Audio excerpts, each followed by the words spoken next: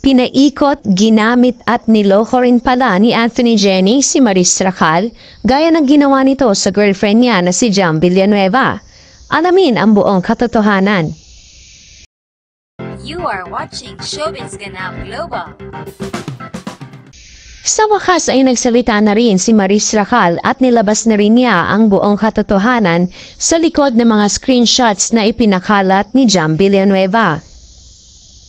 Bumuhos ang luha ng aktres habang unti-unti niyang ibinabahagi ang katotohanan sa kanyang panig.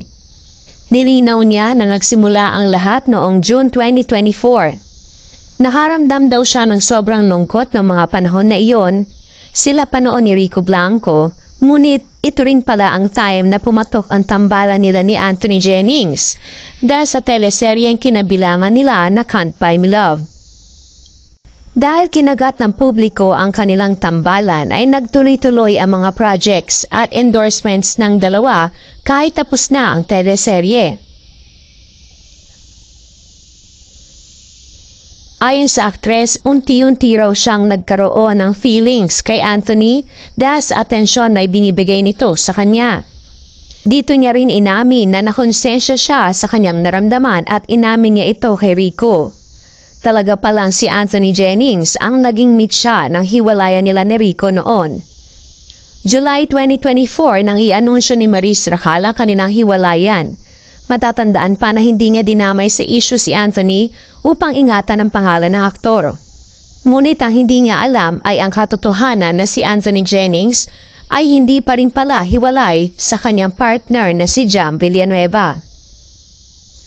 Ayon sa statement ni Maris, malinaw na sinabi sa kanya ni Anthony na hiwalay na rin siya kay Jam at naghihintay lamang ito ng tamang pagkakataon upang makapaglabas ng statement.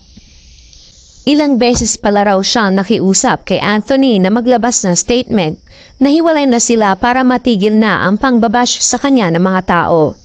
Hindi raw niya akalain na hindi pa sila hiwalay dahil maging sa set at sa harap ng mga kasamahan nila sa trabaho ay sinasabi raw ni Anthony na single na siya kaya malakas daw ang loob nila na magpakita ng sweetness harap ng ibang tao.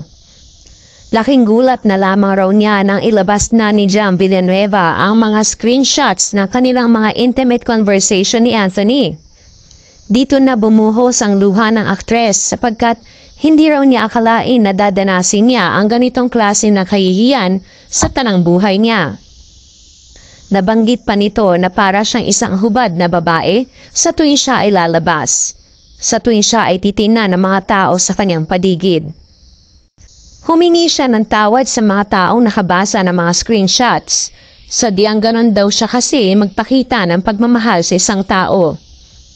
Ganon daw siya maglambing.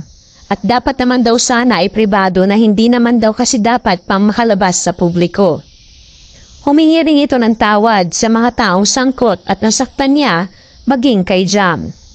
Ngayon raw ay mas nauunawaan niya kung ano ang nararamdaman ni Jam dahil pareho lamang pala daw silang pinaikot at niloko ni Anthony. Sa ngayon bagamat lugmok siya sa mga nangyayari, hindi raw niya hahayaan na maging hadlang ito sa kanyang trabaho. Pipilitin niya raw na harapin ang lahat ng ito at magpapatuloy sa laban ng buhay. Anong say mo sa statement na ito ni Maris? Naniniwala ka bang ginamit lamang ni Anthony Jennings si Maris dahil umaangat na ang kanyang career? Leave your comment below.